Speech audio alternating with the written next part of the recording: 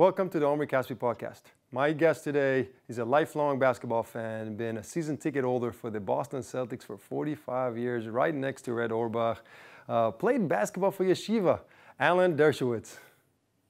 Hey, nice to see you. I'm a great fan of yours. I saw you play in Boston Garden and other places, so it's great. It's great to talk a little b-ball. Alan, an introduction like this from, I'm sure it's got to be a first. Yeah. Thank you so much for taking the time. Me and my buddies always joke that being an athlete in general and basketball player in particular, you have this privilege, and coming into a meeting with the Alan Dershowitz of the world, and you can come in full sweats and basketball shorts and stuff, and people just take it as a normal thing. So I felt like I can use this privilege introduction like that for you.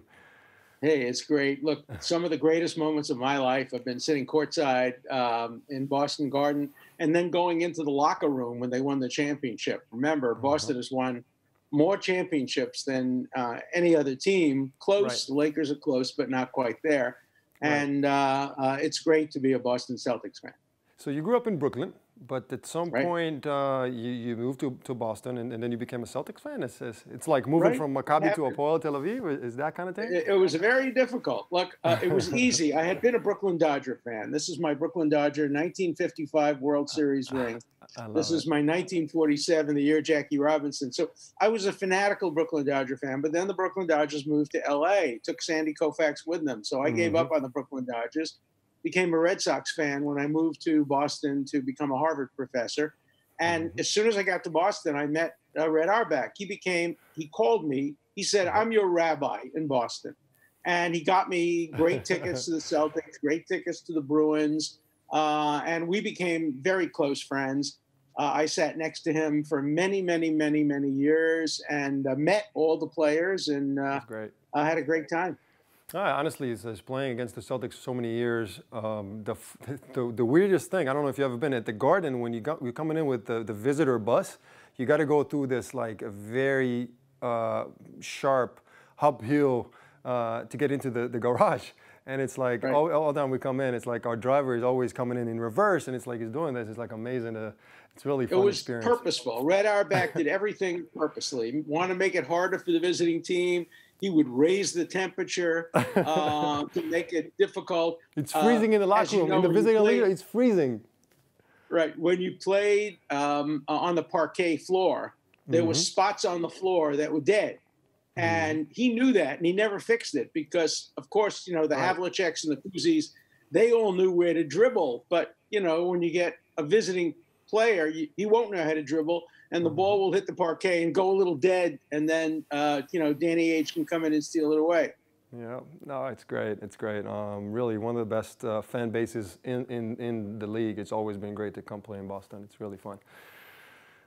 But on a serious note, Alan, one of the most famous legal minds in the last half century, you graduated first in class out of Yale, at the youngest person at the time for a full-time professor at Harvard. You represented some of the biggest names, maybe in U.S. history, from Harvey Weinstein to O.J. Simpson to Jeffrey Epstein lately, obviously Donald J. Trump. And, one of the things you're a lifelong liberal. You always voted left. I read an article that you said if you had lived in Israel, you also would have voted left. And one thing that I really appreciate about you is that you've always been intellectually honest. And I saw, if you recall in the email that I sent you, this is literally one of the first things that came to mind. So I wanted to talk to you, obviously, about the thing that the entire country is obviously talking about, the Benjamin Netanyahu trial, the indictment of Benjamin Netanyahu. And I know you've been publicly talking about it publicly for quite some time now, but I would love to hear your opinion. Well, sure. I have advised a number of Israeli prime ministers. I advised Ehud Olmert when he was in trouble, and I've obviously spoken to the prime minister. I gave advice to Prime Minister Rabin, Sharon. Any prime minister of Israel who wants my advice gets it. The same thing is true with any president of the United States. I've given advice to many American presidents. I think the charges against Bibi Netanyahu are very dangerous to democracy. It's the first time in history that any public figure has ever been charged with accepting or asking for good publicity. Oh, there was a mayor somewhere but that he got acquitted. But in the rest of the Western world, seeking good publicity is regarded as just ordinary politics. Everybody wants good publicity. Take, for example, the vote that occurred in Israel on Yediot Ahronot. There was a big vote as to whether or not a newspaper, Yisrael Hayom, should be allowed to be distributed free. And Yediot Ahronot didn't want it to be distributed free because it was competing with them. Right. Many of the Knesset members who voted in favor of Yediot Ahronot did it because they wanted favorable publicity from Yediot Ahronot. So the Knesset would never in a million years pass a statute making it a crime to seek good publicity. And if the Knesset wouldn't pass a statute making something a crime, I don't believe a prosecutor or a judge should have the power to make something a crime which the Knesset would not make a crime. So that's why I feel so strongly about not charging Netanyahu with anything related to seeking good publicity or avoiding bad publicity. No, it's definitely interesting. You know, I've read the 97-page report and, you know, the 333 witnesses, the case 1,000, 2,000, and 4,000. And I want to divide it into three subcategories in a sense, right? So I want to look at it from the law perspective. And in your opinion, you're a man of law, the United States, a case like this, if you're a prosecutor, what would you do with a case like this? Well, I would never have charged him with bribery because for bribery, you need a quid pro quo. And compare it to the case of Ayed Omri. There was a lot of problems with the Omri case as well. But in Omri, at least they accused him, whether correctly or not, but they accused him of taking money. That's obviously a quid pro quo. Right. But taking or seeking good publicity is not an appropriate quid pro quo. So I never would have charged him with that. On the issue of taking champagne and cigars, look, every prime minister takes some gifts. Whenever I go to the prime minister's house, I bring them something. I bring them a book. Well, my books are worthless, so it doesn't matter. But I bring them a book. I bring them, you know, I would never bring cigars or champagne. But if you want to pass a law, the Knesset should pass a law saying any more than 10,000 shekels is too much. But anything lower than that is okay. But you shouldn't leave it to the prosecutor to decide how much is too much. So in the end, I would not have charged Netanyahu with anything. I think the most one could argue, and I don't like that statute, is breach of trust. Because once you start talking about breach of trust, it's like what they charged President Trump with, you know, obstruction of Congress or abuse of power. They're too vague. They're too open-ended. They're too general.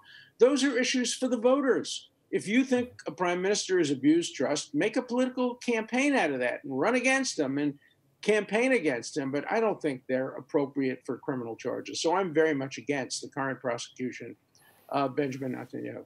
No, it's really interesting you're saying, obviously, that we know the voters in Israel, there are 1.2 million people who voted for Benjamin Netanyahu throughout the process as well. So I want to elaborate on that a little bit.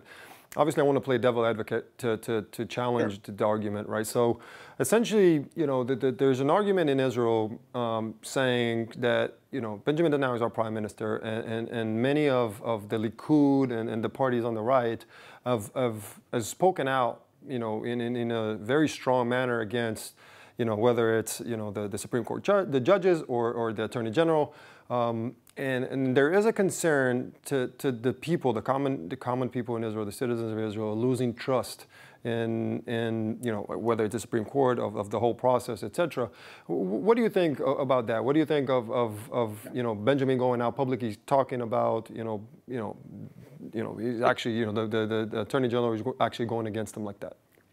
It's a serious problem. Look, I've known Avi Mandelblit since he was a young lawyer in the Judge Advocate General's Court. He's a great man. I have only the highest respect for him. I would never, ever myself personally attack or insult him. I think he made a mistake here, but a lot of my friends make a lot of mistakes. I make mistakes. Everybody makes mistakes. But there's an enormous difference between saying a person made a mistake and attacking their integrity. And I don't think Mandelblit's integrity should be attacked. I feel the same about the Supreme Court. Many of my closest friends served on the Supreme Court. Aharon Barak and I were like brothers. He came to Harvard in 1966, along with Yitzchak Zamir. We've remained very, very close friends. Dorit Banish is a close friend. Eliakim Rubinstein is a close friend. I've had many close friends on the Supreme Court. All my friends tell me if I had been an Israeli, you know, my grandfather tried to make Aliyah in 1933. He came to Israel, went on a boat from New York to Haifa alone, tried to make a living in Israel, bought a little piece of property in what was then called Lud, the airport, but he couldn't make a living. But if he had stayed in Israel and I had been born in Israel, some of my friends say, maybe I would have been on the Supreme Court. So who knows? But I have enormous respect for the Israeli Supreme Court. The problem is when the Supreme Court becomes involved in politics and in the daily life of people, people then want to know more about the Supreme Court. Who are the justices? Why do they get appointed? What's the process for appointing them? You can't have it both ways. When courts play a limited role in the life of a country, then mostly the people leave them alone. But when courts play a major role, the people want to be involved. We've seen that in the United States, and we've seen a terrible phenomenon occur in the United States now where every nominee to the Supreme Court is attacked personally, with their integrity challenged. It's terrible. And I hope that that never happens in Israel. Israel is blessed with a great judiciary. The judiciary is the jewel of the Israeli system. And you can disagree. And I don't think there's anything wrong with criticizing judges and prosecutors, but I would prefer to see the disagreement on a level of substance rather than in any way attacking the integrity or calling names. And, you know, it's obviously, I think that the entire process of now everybody's talking about, you know, the way judges been appointed into the Supreme Court and stuff like that. It's obviously been a discussion here in Israel. I want to go from, you know, from law to more of the moral standpoint of that. So obviously the argument is saying that why wouldn't Bibi, you know, from his perspective, say, you know what, maybe I want to retire from my political life, or maybe just take a break, clean my name, come out, you know, clean my name, and then maybe come back to politics or not. What do you think should have been, you know, from a moral standpoint, his position on that regard? Well, I don't agree with that. Look, I was accused recently of improprieties with a woman I never met. A lot of my friends say, oh, I should have just remained quiet. I didn't. I wrote a book about it. I sued her. I challenged her. I called her a liar and a perjurer because she is. I fight back. I grew up in Brooklyn. In Brooklyn, we were taught you don't lie down, you fight back if you're innocent. And I support Bibi fighting back. I think he did the right thing, remaining on as prime minister, running in the election. Look, the way he handled, whatever views you want to have about Bibi, the way he handled the coronavirus was, I think, terrific. I was at his house on the Friday night before election with my wife. And even then, this was before the election, this was the last days of February, he was talking about how important it was to take active steps. My daughter was supposed to meet us in Israel with her fiance. They were supposed to get engaged in Israel. We flew to Israel to meet them. They got stopped. They wouldn't be allowed into the country because the prime minister took very active steps, and the results really showed. And I think a lot of people voted. A lot of people would have voted for Bibi. One of the reasons I think he was able to get the deal he got was people looked at the polls and they saw that his popularity had increased and that he would win another election, if there were another election, by an even more substantial plurality than previous elections. So, you know, you judge a prime minister by his actions. I hope that Israel will move toward making peace with the Palestinians based on the Trump peace plan, which I support. I played a small role in helping to draft the peace plan. It's a very, very positive plan to move forward for statehood for the Palestinians while assuring the security of Israel and Israel's presence in the Jordan Valley and an undivided Jerusalem as the capital of Israel. All of those things, I think, are good for Israel's security and would benefit the Palestinians if only they would sit down and negotiate. But the Palestinians don't know how to take yes for an answer.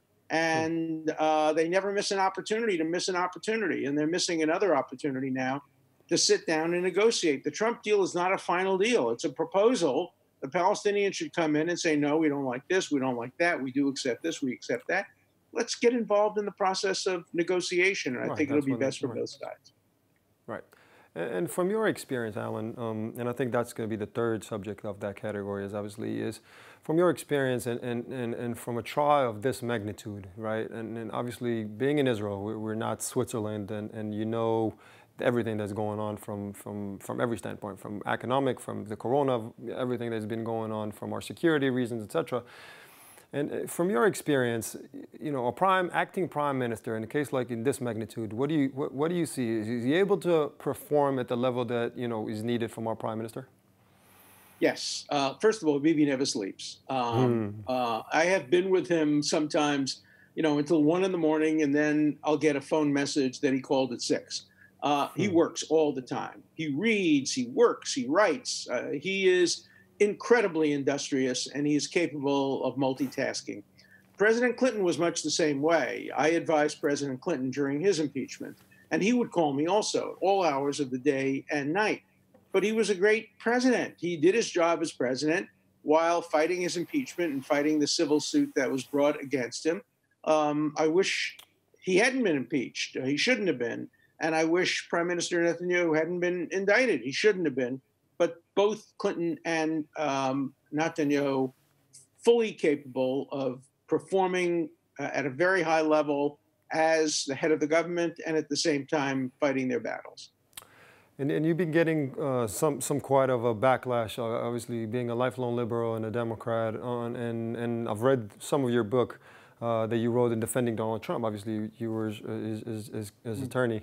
And you a lifelong liberal, right? There's a discussion with right and left, and I completely relate to being intellectually honest and you know, being you actually reading the case itself and not taking a position based on a political agenda.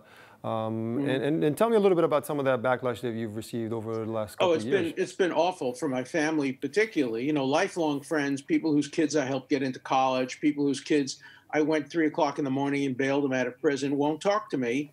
They don't realize that if Hillary Clinton had been elected president and she had been impeached, I'd be making the same arguments against impeaching Hillary Clinton, the same arguments I made against impeaching Bill Clinton. The last time I appeared in the Senate was on behalf of a Democrat named Alan Cranston. And so I voted against Donald Trump. I voted for Hillary Clinton. I'm a friend of Hillary Clinton's. But I believe in the rule of law, and the Constitution provides for only limited grounds for impeachment: treason, bribery, or other high crimes and misdemeanors. Those are crimes. And when I made my argument in the Senate, I basically used the Talmudic forms of interpretation. What I said basically is the pshat, the literal translation of the Constitution, requires a crime. And then if you go back and look at the drash, what the legitimate interpretations are, you go back to the framers. They intended for there to be a crime. The only basis on which you could ever argue that President Trump committed impeachable offenses, if you go beyond pshat and drash and go to remez and sod, and those should not be appropriate grounds. So when I made my speech in the Senate, a number of rabbis called and said, we know what you're doing. You're using Talmudic interpretation to make your point. But, you know, the Talmud taught us how to interpret texts. And I studied Talmud when I was a kid in yeshiva. I wasn't a particularly good student, but I remembered. And so I don't think the case for impeachment against Donald Trump was persuasive, but I lost a lot of my liberal friends, particularly on Martha's Vineyard, where we have spent 50 summers. People just don't want to have anything to do with me or associate with me. I'm finding a little bit of that in Israel, not as much. Some old friends who love me and who have been close to me say, we don't think you should be butting in on the Netanyahu case. We think you should keep your ideas to yourself. We think you're wrong. So far, it hasn't terminated any friendships, but it has created criticism. And I think criticism is a fine thing. If you don't think I should be speaking out on behalf of Prime Minister Netanyahu, fine, tell me that. But the difference is that in Israel, I've maintained my friendships and my relationships with people who disagree with me. In America, was such a divided country that people have stopped talking to me or interacting with me. Wow, it's obviously a very interesting subject, and I think, you know, hopefully, you know, we won't get to that point. But it's interesting you said that you learned the Talmud, and I've done my due diligence on you, and I know that you grew up in an Orthodox house. I did, yeah. And later modern in the years... Orthodox, modern Orthodox Mizrahi. Wow. My mother was a member of Mizrahi. My aunts and uncles were Hapol Mizrahi. We didn't know the difference between Mizrahi, Pol Mizrahi. You're a Zionist, you support Israel, you put money in the little pishka, the JNF box, You demonstrate in favor of Israel. You vote for candidates who are pro-Israel. I grew up in that environment. I was too poor to come to Israel. Unfortunately, I never got to Israel until I was already a professor when I earned enough money to go. But since that time, I've been to Israel 100 times. And a year can't go by without me going to Israel. If I'm not in Israel and a year is going by, I begin to get shpilkus, and I have to get on a plane and go to Israel. So I'm hoping the coronavirus won't stop me. I was there in March, but I hope to go there again in the fall or winter. And one of the things we met each other was about 8 years ago. I think it was Sheldon and Miri and Sheldon Edelson, son's bar mitzvah, and that was right before my second year in the league. And that's when, to me at least, it clicked. And I saw you speaking about you fighting the BDS and the case for Israel, and then I felt. First of all, honor of being in obviously having the opportunity hearing you and talking about that with such enthusiasm and knowledge. But that's where it really clicked to me that I have somewhat of a responsibility of being an Israeli, in the NBA, Jewish, my tradition, and to study more, to speak out more. That's where actually right around the time when I started to think about my foundation, and Sheldon and Miri was very helpful doing that. So our thesis was to bring celebrities to Israel. They're great people. They do so much for Israel. And our thesis was to bring celebrity to Israel and improve Israel's image. It was literally the beginning of the start of the social media era, right? To use Instagram and social media and Facebook to create a better vision and image of Israel. And Sheldon and Miri are just an amazing people. They do so much good for Israel. And well, you know what they recently did? They really did a tremendous mitzvah. My dear friend Eli Beer, who is the head of Hatzalah in Israel, became very, very sick with the corona. And I was on the phone with him and very actively involved in trying to help him. And then when he got a little better, Miri and Sheldon gave him their plane to fly him to Israel with a nurse and to be well cared for. And he's now in Israel, hopefully having a refuah shlema. And I called Miriam and I thanked her. I said, "Thank you for helping my friend." And her answer was, "What do you mean your friend? He's my friend. I love Eli." So we all love Eli. And he has done an enormous amount. I'm on the board of Hatzalah. I contribute. We have contributed a couple of ambucycles. There's nothing better than getting an email saying, "Today your ambucycle saved a life." It's just a marvelous thing. So, my connections to Israel are enduring. They will last forever. And, the psalmist says, "Hashem oz li amo yitain." God will give the Jewish people oz, strength. Hashem yavarech et amo b'shalom. Peace will only come through strength. We will only have peace in Israel if Israel remains qualitatively superior militarily to all of the enemies surrounding it. And at the same time, it should make peace consistent with its security. Never, ever compromise security, but peace with security. Shalom, Oz and Shalom are, I think, the two elements of Israel's great success. No, absolutely. And so how do you describe yourself today? Obviously, you refer a lot to the Talmud and the Mishnah. Obviously Jewish. I'm a Jewish lawyer. And a Jewish lawyer. I'm a Jewish lawyer. I wrote a book a couple of years ago called Abraham, the world's first but certainly not last Jewish lawyer. And it tells the story of Abraham arguing with Hashem, arguing Hashofet Kol Haaretz Lo Yaseh Mishpat Chalila Lacha. Chalila Lacha. It's amazing that Abraham would make those kinds of arguments to God, standing up in front of God and saying Chalila Lacha. My grandmother used to say that to me, but I can't imagine saying it to God. So I am a Jewish lawyer. I'll always be a Jewish lawyer. My Jewishness is reflected in everything I do in my life. And I'm proud to be a Jew. I'm proud to be a Zionist. I'm proud to be a friend of Israel. Oh, that's great. Abraham obviously argued God right before his Dom Amora, and it's just, it's the Jewish way of life to argue. There's one quote that I really liked. Me and my family are over the last couple of years, we've been a lot closer. I think, Shabbat is revolutionary. I think Shabbat is really a 3,500 years ago. To have a day off out of everything is just a revolutionary thing. And there's one quote that I really like. He was by a conservative rabbi named Milton Steinberg, and I liked it so much. It was in a book that I read. It was by Dennis Prager. It's called The Rational Bible, which is a really great book. And he said, the believer in God has to account for the existing of unjust suffering. The atheist have to account for the existing of everything else. And I thought it's so brilliant, and I liked it so much, and I memorized it ever since, right? So where is life coming from? What is life all about? From non-intelligence developed intelligence. How is that started, right? And I think that was it's a process. We're not all that intelligent yet. We may get there someday, but we're kind of in the middle at this point. Look, I'm so lucky that when I was young, my professor, the principal of my yeshiva called me in, and he said, Dershowitz, you got a good mouth, but a Yiddish cup you don't really have. You're not that smart. He said, we need to figure out a profession for you where you can use your mouth a lot, but not your brain.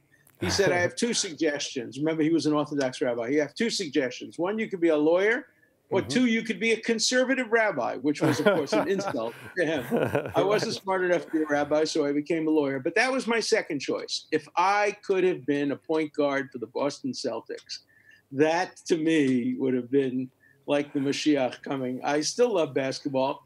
I'm 81 years old. I can still beat my 25-year-old grandson, who is a major athlete, a great soccer player, but I can still beat him in horse because I have a corner jump shot. Jump maybe exaggerates it. I get off the ground half an inch, but I have a corner jump shot, which is deadly.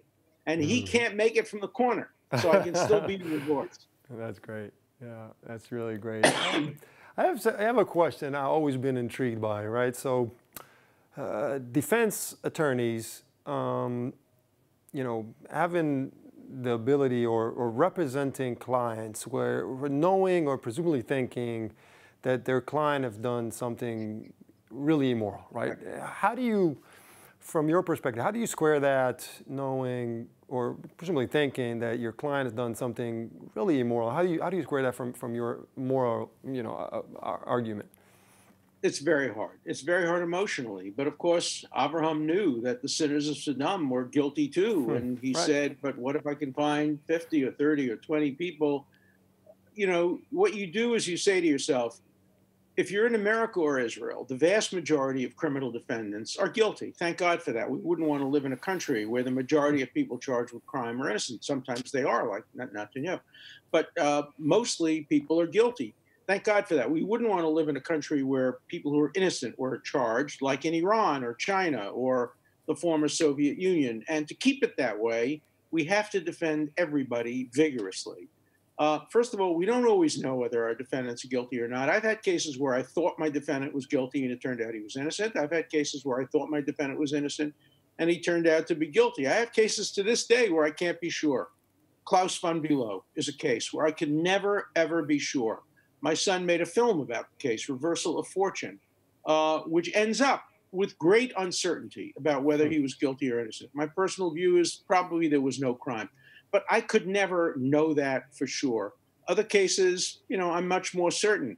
My job is to defend him against the legal charges. I think of myself like a surgeon in an emergency ward of a hospital. When they wheel somebody in who's a bad person, you don't ask yourself, is he a bad person? You perform the surgery. When somebody comes to you as a rabbi or a priest or a minister, you try to give him or her whatever blessings you can.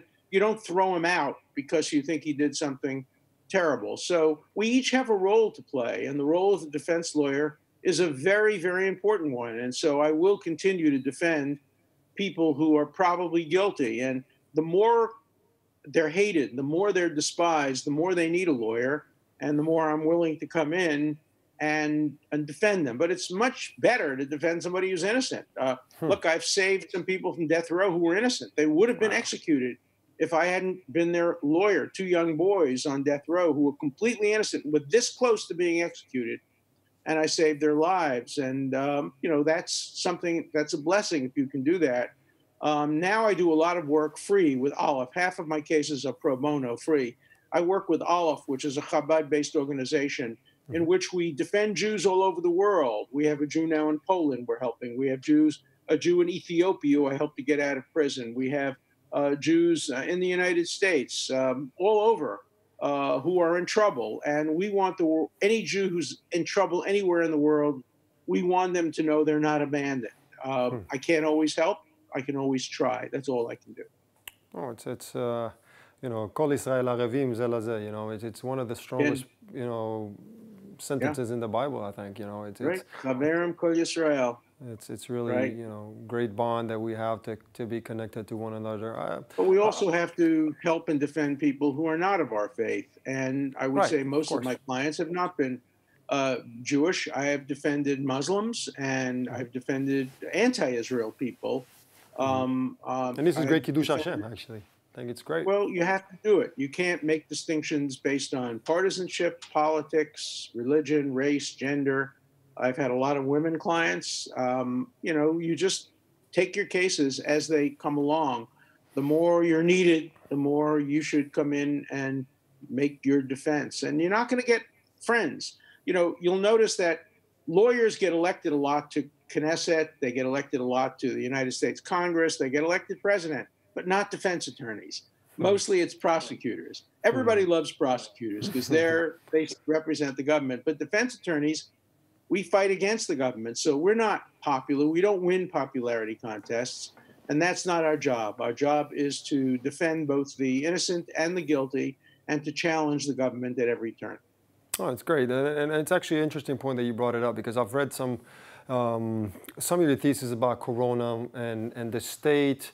I saw a really good argument you had at the Tucker on Fox News, and it was a really interesting argument, and I'd love to hear your opinion, and I want to challenge it from a little bit different perspective. Sure.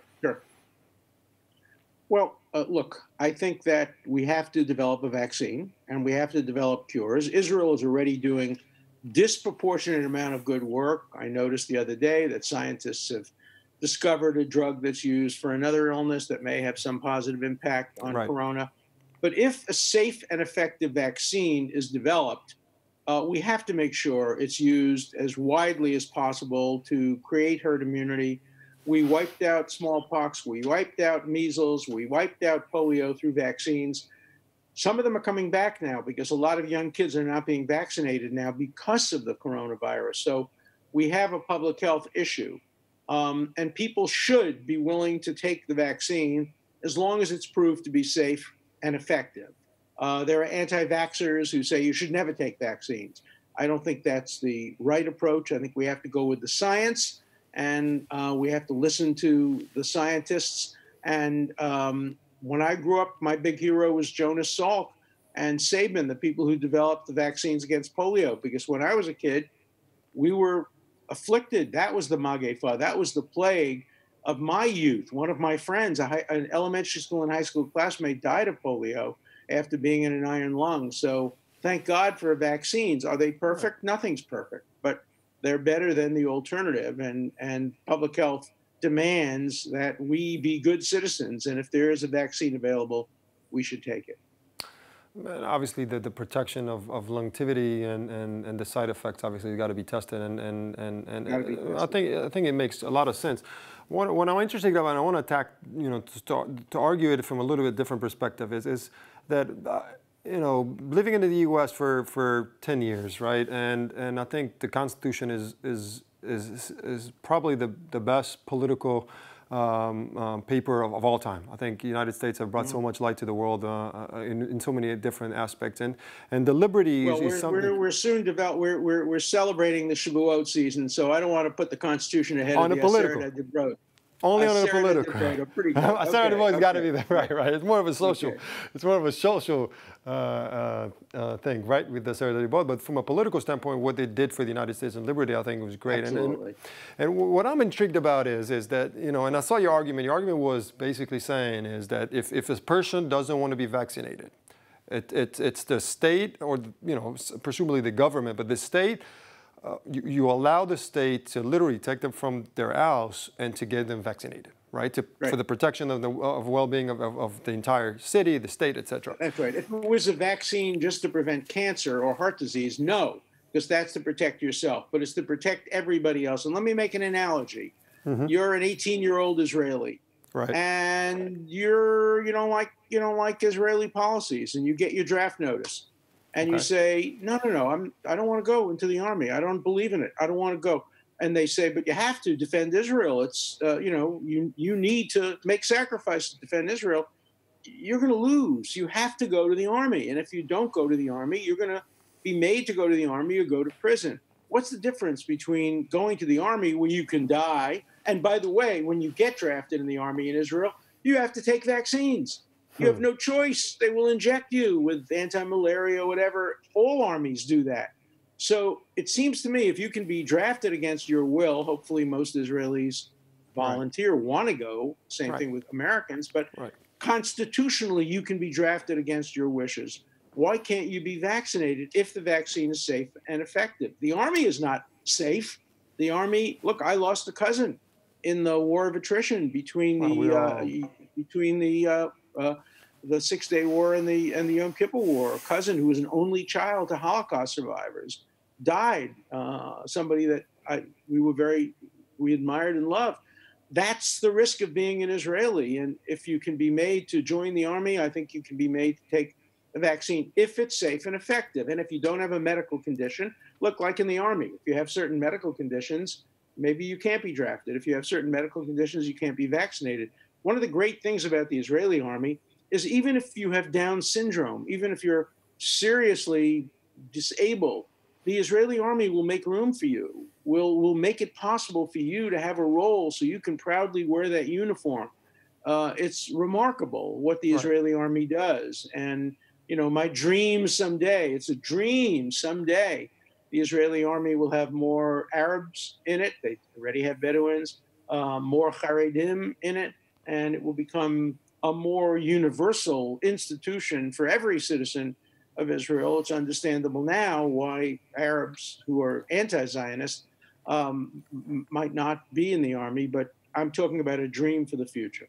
Right, and I think it's definitely a fair argument and very reasonable argument. The way I want to challenge it a little bit from a different perspective, right? So essentially, obviously our liberty being taken away to a certain extent by the government is essential, right? Sure. Obviously the army, et cetera. But the question is, right, so now there is somewhat of a political debate around, let's say, climate change, right? And the left is a lot, and I've saw some of your articles and interviews that you had around the climate change. And essentially in the US, there can be a government saying climate change is essentially a worse thing that can happen than coronavirus, right? And if our government can take our liberty there, what will stop them from taking our liberty saying there's an existential threat to the entire planet? Everyone must stay home. Everyone cannot leave their house.